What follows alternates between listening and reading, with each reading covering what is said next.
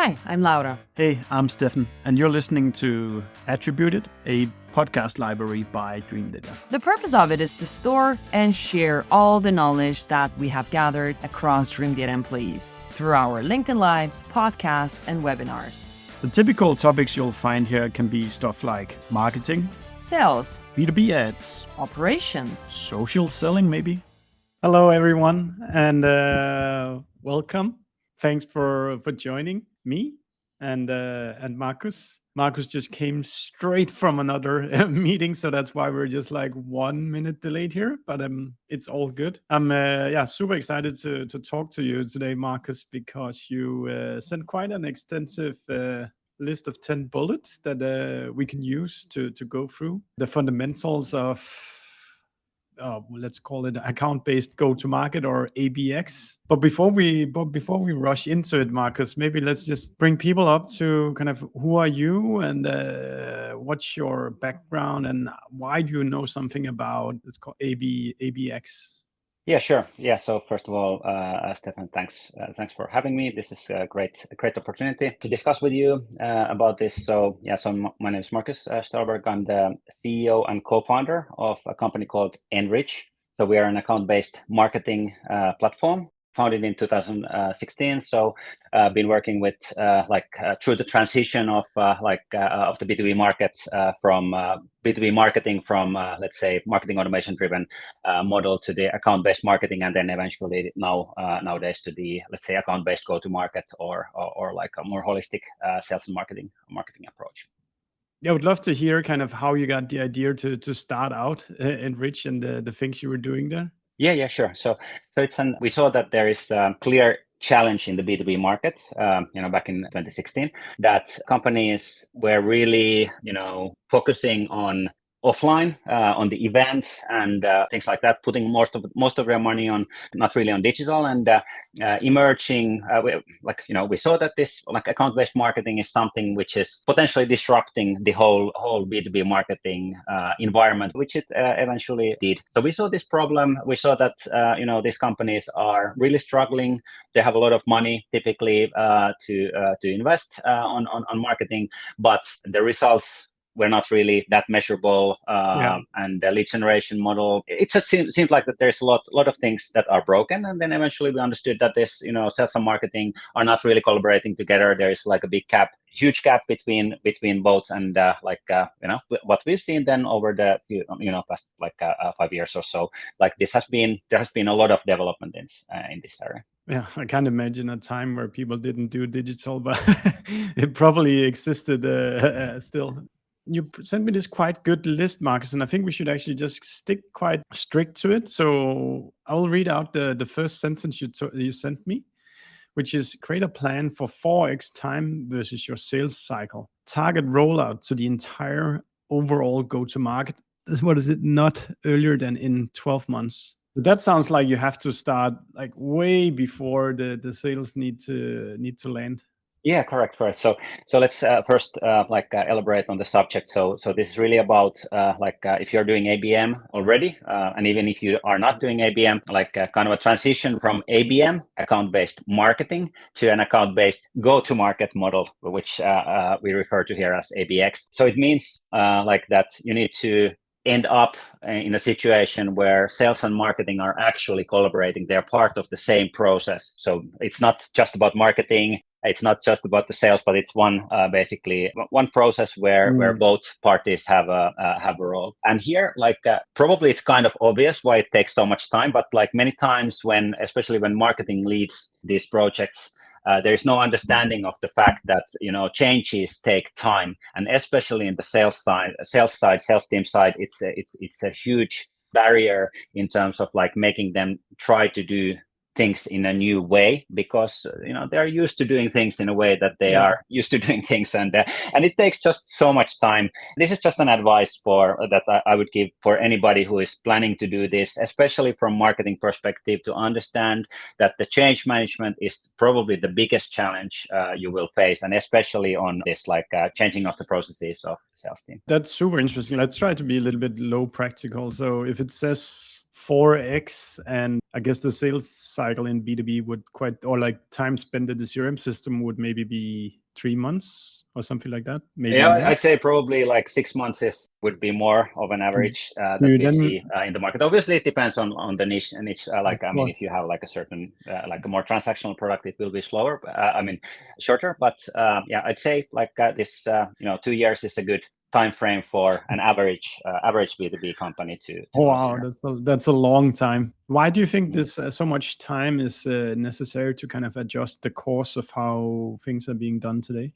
Well, it of course depends on the company. Like some can do it much faster. If you take established companies, bigger companies, the processes are really like established. People do things like they are used to doing things, and this requires like a major change, and you can't expect quick wins. I mean, it's just not going to happen. Like, don't expect that during the first quarter or even the first 6 months you will actually, it will be probably like just very painful during that time. You will get a lot of negative feedback and like a lot of opposing views. Like, why are we changing? Why aren't we doing what we are doing right now? It's working just fine. And so it requires really like this strong decision internally, like this is what we want to do, and that's why we always recommend to just looking at it from a longer perspective. Yeah, I was thinking in our world in Dreamdata, we would be the 2 years would probably be too long to implement something, but I totally get when you're like an enterprise company that there's hundreds of processes rolling. It takes the starting point for changing takes a lot longer time than for us smaller companies. I bet in Enrich you can turn around things quite fast as well. Correct. So I'd say like when you go above, let's say 100 employees, then it will start like getting more and more difficult. And then when you're already over 500 employees, this starts to apply. So I'm not saying that if you are a startup, like early stage startup, that it will take 2 years. I mean, like world will be a very different place for a startup in 2 years, but like this is more applying to a bit larger and established companies. Yeah, so you're referring to the internal time that it takes to change, and not necessarily the time that it takes for marketing to have an impact, like you run some ad campaign and then a lead comes in and then you sell. Yes. So that's a good point. So this is definitely not about that. So this is not about marketing at all. I mean, it is about marketing as well, but this is about the revenue. So the question here is really about like to build a process or processes that involve marketing and sales, and it's not this traditional funnel, but it's actually like a parallel process where marketing is going alongside the sales, and marketing is basically, or let's say the entire revenue teams know exactly what they should do at which stage of that life cycle, or let's say the buyer journey of the customer, what content should be used, and so forth. So obviously you can go live with something like a campaign or something like that, like tactical stuff really quickly, but that doesn't mean that you are doing ABX. That doesn't mean that you are transitioning from let's say marketing automation driven model to an ABX, or account based marketing to ABX. So that's just like running a campaign. So that's tactical. And what I want to talk about here is really the strategic side of things. That makes sense, Marcus. Before we go to the next bullet, Marcus, is there a particular company type where ABX works well for, or a particular market that you are addressing that works particularly well, or a certain deal size that you should have in mind when you're thinking about this tactic? Yeah, this is a very good question. So I would say usually the larger, the better. But as maybe threshold, you can consider like an ACV, annual contract value, of 50,000 or more. So if you are at 10,000, for instance, it probably isn't like something that you should be considering yet at this point. So it will be more of an enterprise mid-market type thing where you are actually targeting bigger deal sizes and bigger companies. And I'd say I also want to address here the point that there are many companies who are already doing this very well, and especially in the US, you see a lot of venture funded scale-ups who are doing this really in a great way. They have great sales development teams, and marketing knows exactly what to do, how to support it, and so forth. But there are a lot of companies, especially in the, let's say, more traditional industries. This is like what I'm trying to address here, that this is actually like it's a B2B thing, not just tech thing, not just software thing, not just hardware thing. It's like for like entire B2B go-to-market. So whether you are like selling ships, or whether you are selling like servers or like software, it is all applicable definitely. Yeah. So obviously it's slower processes with such companies, but Yeah. that's also something I want to address here. Yeah, I think that connects pretty well to your next point, meaning that ABX is not just a marketing initiative, but it involves all the revenue teams. What does that mean for you, Marcus? Yeah, so that's an ABX. This is kind of the foundation that it's not account-based marketing. It is about involving, first of all, the sales. So marketing and sales should be the core teams, but then eventually, potentially, customer success, account management functions as well. So this is something which is really related to the customer life cycle and buyer journey. So all the functions that are touching the customer potentially should be involved in this. That's the idea. So instead of like having siloed functions in which everybody does, whatever they do based on their own processes, it should be one process which adjusts to the customer buying process. So when there is an, let's say, early stage process, then, sales probably shouldn't do anything. It should be more of a marketing thing. But when there is a, let's say, later stage process, then it should be more of a sales thing where marketing supports and so forth. Yeah. It's not really rocket science, but it is really data driven. So you need, first of all, this account-based approach, and then you will need data in order to understand like what to do, like what's the next best action for each of the companies that you are targeting. Yeah, and I think it's but it is quite logical in the sense that a company can only spend its money once, and if each team is running out in different directions, then you don't get as much impact and effectiveness out of the money you spent on marketing, on sales, and CS, and product, etc. But if you do this shared approach of ABX, then everybody runs towards the same targets. And then obviously you utilize the money you have for go-to-market much more effectively. Yeah, and I would bring here like another aspect, which is kind of looking at this process from the customer's perspective. So how customer experiences this process. So when you have different teams sending different messages, not really knowing like what the other teams have done previously, not really understanding like what they say. I mean, this is how it is in most of the companies. Then it's really confusing and chaotic for the customer, and probably they'd be better off going with the competitor who is doing it better. So it's really like this is like a customer centric, data driven approach. Yeah. Like this is what ABX fundamentally is about. Sounds so terrible when you say that they have no clue what's going on in the different teams, but I know that's the reality sometimes. Number 3, ABX is an outbound motion. Never confuse it with inbound or lead generation. Can you define this one? Yeah. So if you look at the, let's say, I think one of the biggest problems in B2B marketing is that the digitalization started from the marketing automation. HubSpot was obviously like driving this change, 10, 15 years ago. Many companies are still like kind of thinking that that's B2B marketing. That's what B2B marketing is, and there is nothing else to it. And even if some companies are doing ABM at the same time, they might be doing, one-to-one ABM, like the kind of these tactical things. And then when like we talk about ABX, when we talk about account-based go-to-market, like, or even account-based marketing, it easily ends up in this requirement that, okay, now let's do ABM and let's get more leads. But that's or like let's consider that like that the data which intent data that you get, that's similar to the inbound like motion, like form fills that you're getting inbound. That's not at all like what this is about and what you should be targeting. So again, it's part of your overall, ABX strategy. Inbound is definitely should be part of it. Lead generation should be part of it. But ABX is not equal to that, and that's not what should be the main metrics or main way to measure like what is the impact of the ABX motion that you are having. So it's fundamentally an outbound motion in a sense that you are proactively affecting these buying processes of the customers instead of like just kind of capturing the demand that is existing in the market. Yeah, I guess it comes like in that sense, it comes like you also select the accounts that you want to target, and then you try to go for them in an outbound sense. But I think what you just said connects really well to your 4th bullet, which is kind of, okay, how do we then measure these ROI metrics, and how do we understand whether we produce more pipeline and revenue through these tactics? So I'd love to hear kind of what are the typical things you see your customers looking at when they measure ABX success. Yeah, this is good. So how to measure the return on investment here?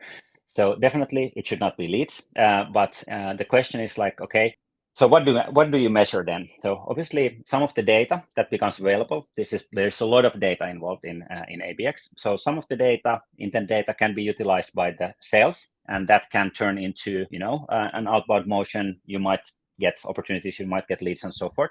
So that's one way, of course, to measure it. But that shouldn't be the only way to measure it, because that's again, that's just one small part of the overall ABX motion. So what you should be looking into is what is the actual impact that your investments are having. You're touching the customer, which means that there's some kind of engagement from the customer, from the potential customer. And then the question is, how can you correlate this engagement into the opportunity data, so basically your pipeline.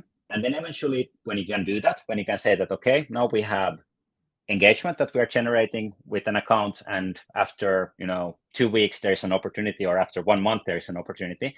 Okay, so we can connect these dots.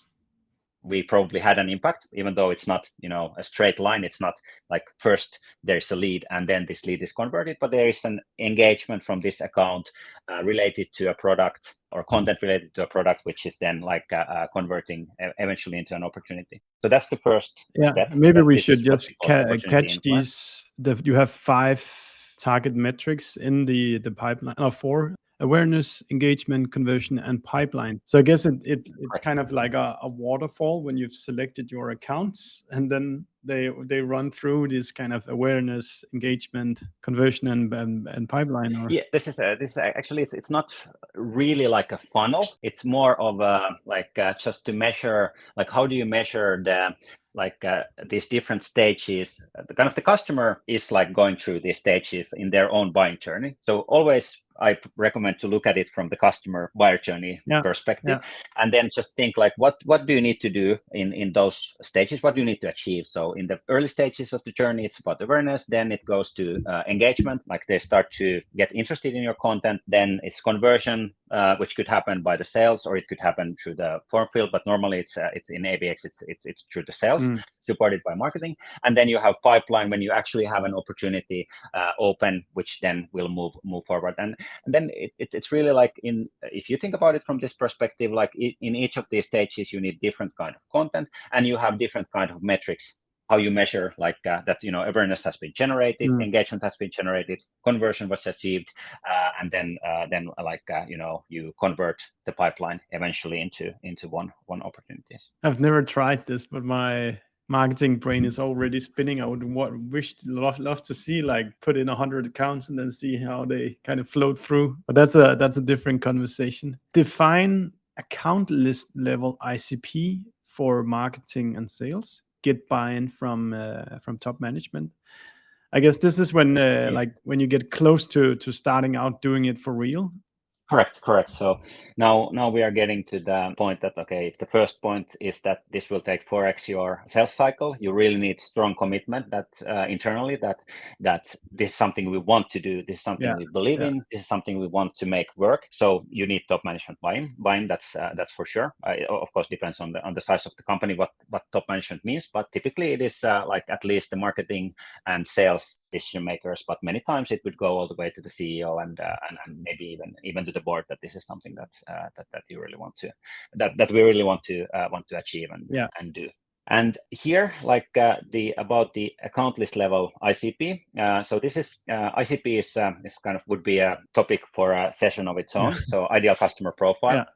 But just very briefly, means the definition of your ideal customers typically from a firmographic perspective, like industry, company size, countries, and revenue, and so forth. And there is some kind of reason why this ICP has been selected. It's either based on the sales team's experience, or it's based on your actual opportunity data, or there can be different ways to do it. But the important thing here is that in order to do ABX, you actually need to go all the way to the account list level. So you need to define those accounts. So it's not enough to have this, definition of the ICP that, it's this and that industry, this size, and these countries. And maybe there are some technographics and, which technologies they are using. And, you can have different sorts of things depending on your product. But the thing is that you actually need to define the list of the accounts. You need to typically it should be in your CRM, and everybody, like the sales and the marketing and the top management, also should be aware, okay, this is the list. These are the accounts we are now focusing in. And it could be, it's 5,000 accounts, 3,000 accounts, 1,000 accounts, so that everybody agrees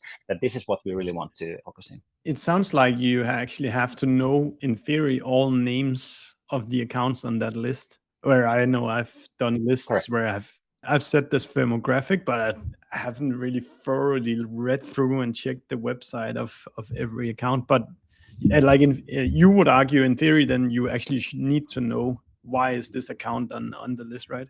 Correct. That's the idea, because otherwise it becomes fuzzy. So everybody interprets the ICP in their own way, and is it an ICP or not becomes more of an opinion type thing rather than like solid account list, which the same account list is worked by each of all of the revenue teams, and it changes the picture completely, because then everybody works towards the same goal. So ICP itself, it's not enough. You also need to add the account list. Yeah. I think all of us can be guilty of skimming through that exercise sometimes.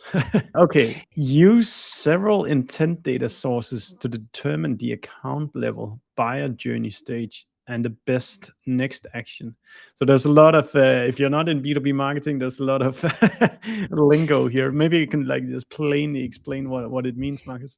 Yeah, sure. Sorry for that. So intent data basically means some kind of a signal of the behavior of the account, which then tells you something about the current stage of their buyer journey. So that's essentially what it is. And there are different types of intent data available. So you have so-called third-party intent data, which is coming from outside of your own context. In a sense, it's coming from third-party websites. G2, for instance, is a third-party intent data provider. Like Enrich we have our own intent data called Intent Hub. There are a lot of different providers there, on the third-party side. And then in the first-party side, it would be, for instance, your website data, your advertising data, your sales data, your marketing automation data, your events data. So it's kind of all these interactions where the customers are interacting with your content, your branded content, whereas the third party is more on the category level. Yeah. So that's what in the data essentially is. And I guess then why, or the answer to why, is because you want your, if it's the salespeople, you want the salespeople to focus on the accounts that are expressing a strong intent for being in market right now. Whereas there's other accounts you would need to warm up further before it's worth spending time on these. Yeah, you could simplify it like this. So in a sense, we go back to the awareness, engagement, conversion, pipeline stages. That this intent data should be a signal that this account is let's say that they're, just simplified, they're not visiting your website, so they're not responding to your emails, they are not coming to your events, so probably they are quite cold. They are in a awareness stage or so. And like you said, then probably that's not the first account that the sales should be focusing in. But then when you move forward, there's an important point here, especially if you think about what the sales does and what the sales development does. So what we, for instance, do is that we're using Outreach as the sales engagement tool.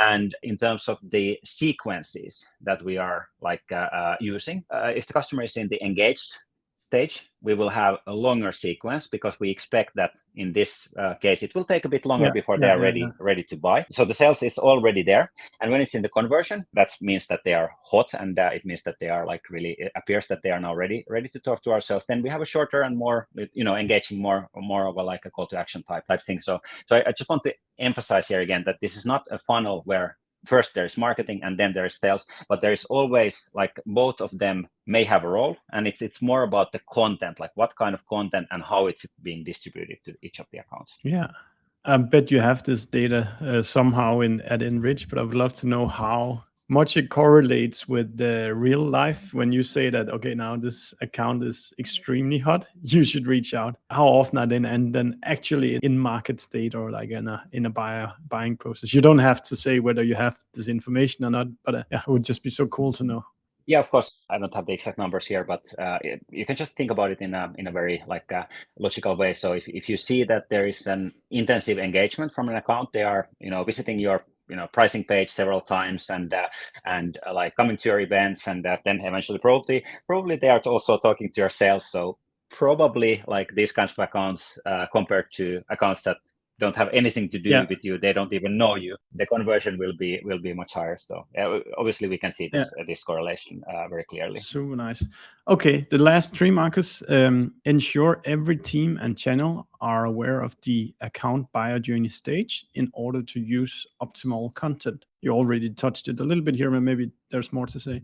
Yeah, just briefly, it's really related to the previous point that like the question is how do you like you have this account list of the ICP, so how do you kind of disseminate this information about the buyer journey stage within the organization, and how does the organization react to this information? So typically CRM should be the source of truth, like that's actually the last point there, so I'll cover it here as well. So you should this data and the single source of truth should be the CRM, where you have this information about the stage of the buyer journey, and every team should use that as a kind of a Bible. So you should be sure that like before you take an action, whether it's a sales action, whether it's a marketing action, whether it's a customer success or support action, that they are aware that, okay, this is what the data says, this is the stage of the company, so this is what we should do in terms of the content. So should I be really aggressive, like, just try to convert them if I'm a salesperson, or should I just be kind of nurturing them to kind of use maybe some case study and just show how we are different? Or even like if they're in awareness stage and there's still some kind of interaction, so should I just kind of talk to them about like what this category we are in is and why it's needed and why it's useful? Otherwise it will just like be very not really optimal, because you will use content which is not really resonating and not really helping the customer, and then you are in this chaotic situation where everybody is just doing the same thing for all the customer instead of personalizing it. That makes a lot of sense. Prepare for sales development and content processes to take the most time to tackle. Are you referring to the actual creation of the content here? Yeah. So first of all, the sales development is one of the main reasons why it takes so much time, especially if you don't have a sales development team like a BDR team or an SDR team in place. So that will take safely a year to make that actually that kind of motion actually work. Obviously, there are different kinds of models, but like when you use sales development, it will take time to make it work. Here with ABX, the data is not often on the contact level, so it's on the account level, and this brings a lot of challenges for the salespeople, because they can only know that this account is hot, but you don't have the contact. So it's not the same thing as an inbound leader. You need to build completely new processes and completely new, maybe even like incentive substructures and so forth. So that's the first part, and then the other part is the content processes. So this is really tricky. Like creating the content itself is, it's not really about the tricky thing is not about creating the content, but how do you create content that is actually working optimally in each of these stages. So that will take a lot of time. So many times customers start with like one size fits all type content, and then you need to end up with the kind of a matrix. Especially if you have many different segments, you might have like, you have the customer journey stage, you have the different kinds of segments, and you need content for all of those. So it could be that it will take a lot of time, and you will never be perfect at the first attempt. So it needs to be a process that goes on and on, and you continuously collect the data to understand like what is working and what is not, and improve it. Yeah, and that probably also explains why like a great movement here takes time, because if you don't have any of this content, you need to find out what should the content be, you need to produce it, send it to an editor, send it to a designer, and so forth, and that just takes time. Is there anything more to say to number 10 now? You briefly mentioned it, Marcus. CRM should be the single source of truth for all data. So let just very briefly, this is our approach. This is what we recommend. So instead of integrating different tools, for instance, sales enablement or sales engagement tool and account-based tool, or so instead of creating this this maze of integrations, ideal way, in our opinion, is that you have just one place which can be used as a single source of truth, which is the CRM, and the integration should go through that whenever it's possible. Of course, always it's not possible, and that's not the best way to do it. But with ABX, account-based data lives in the CRM. Even if you have an ABM platform, it still lives in the CRM, and that's where that should be the source of truth instead of the ABM platform or the the sales engagement tool or whatever you are using. So this is our recommendation. So that's very important, because then when you do that, then everybody knows that when I see something in the CRM, this is the truth, and you shouldn't have conflicting data in the different systems that are being used. Yeah, that probably which is also quite common, right? If we are to, at the end, I want you to explain what Enrich is and who should be considering using it. But this ABX motion, can you share a few like motivating examples of what you've seen companies have achieved by setting out on this course? You don't necessarily have to name the specific company, but maybe some kind of motivating insights to this. Yeah, sure.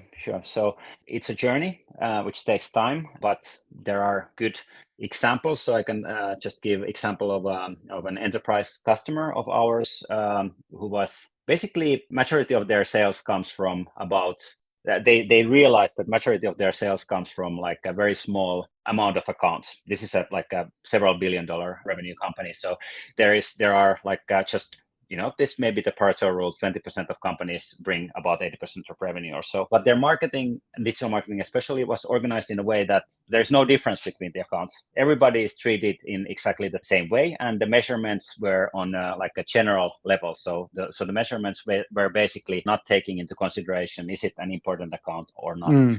So what happened with them when they started moving to this process was that they realized that actually none of, or almost none of their marketing investments were actually making any sense. They were just kind of pouring money in the thin air, like just getting clicks, just getting visitors to their website, and just getting leads that never ended up with the sales because they were kind of disqualified or like too small companies. So that was I think with collaborating with them was a really interesting experience because it's a huge company and it took a lot of time to make this happen. But when it did, then eventually it was quite clear that there was fundamental shift in the overall approach that the company has, kind of strategic approach that the company has to marketing in general. They are not yet in the ABX side, which I think in many cases for the enterprise companies it will take still many years before they can get there. But yeah, that's I think a good example of yeah, I think I think you're so right. For a lot of B2B companies, they, instead of just spraying or trying to boil the ocean with the little marketing budget they have, they will be much better off by actually deciding upon who is the accounts that we want to market to for real, and make sure that the budget actually goes into generating awareness amongst these accounts. So it's those people who show up on your website and not 20,000 other random people who has nothing to do on your website. Exactly. In this case, we were talking about maybe 300,000 or 500,000 visitors on the website, and eventually finding out that it was just a tiny fraction of them that were actually relevant, or in a sense from this more strategic segments of theirs. Cool.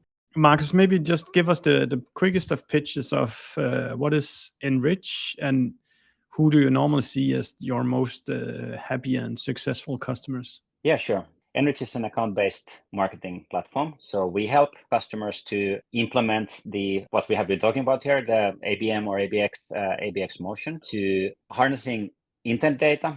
We provide our own intent data, and then also what we like to call ourselves is like a system of action, where instead of just kind of passively waiting that somebody visits your website or shows up in your event, you can actually do something about it and proactively generate this intent. So we have a very strong account-based advertising component in our products. And in terms of the customer profile, so we focus really on it's actually quite widely from the B2B perspective. When there is a need and interest in kind of going to more account-based direction, it could be like an enterprise company in a manufacturing industry, or it could be like a tech company, which is mostly our customers are like that. You can identify this by if you have a sales development team, usually that's probably a good qualifier of being ready for this kind of a more advanced approach. But then on the other hand, it could be that's it's just realizing the same thing as I mentioned with this customer, that they realize that small part of the customers are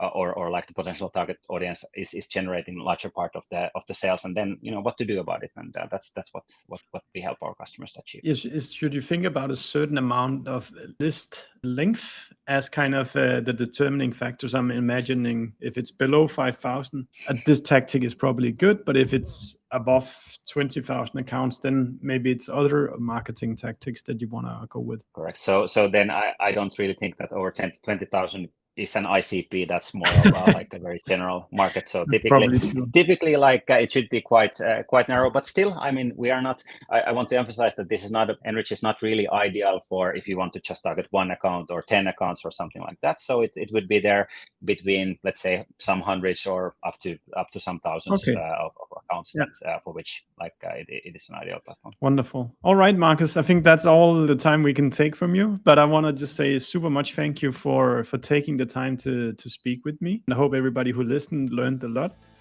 We hope you like listening to us. Subscribe to our podcast and the ones that we have been guests on. And if you have any feedback for us, just do let us know. And should there be a guest that you think we should be talking to, then pitch us. We're looking forward to seeing you.